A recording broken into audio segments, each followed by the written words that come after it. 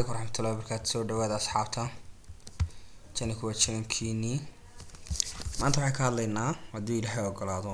software mobile laptopkaaga ku jira ama computerkaaga ku jira oo ku diiday inaad iska saarto. waa markaad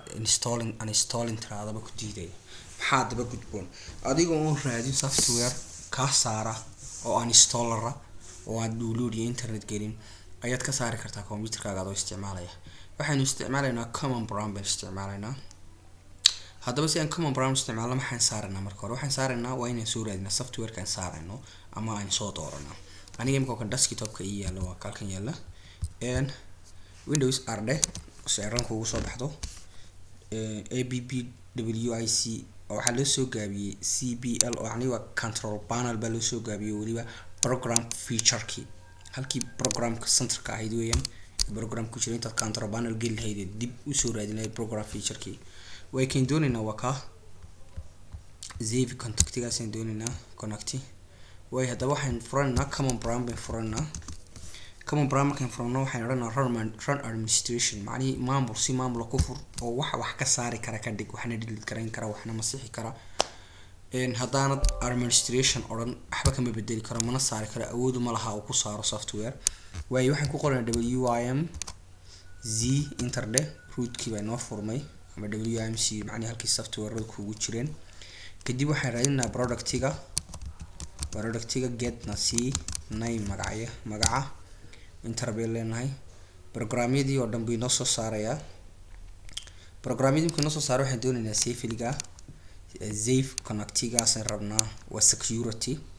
oo software macni wuxuu la socday badanka Avast free antivirus oo kala soo raaca isaguna waa antivirus gaar ah oo wala iibsada. okay waxay leenahay productiga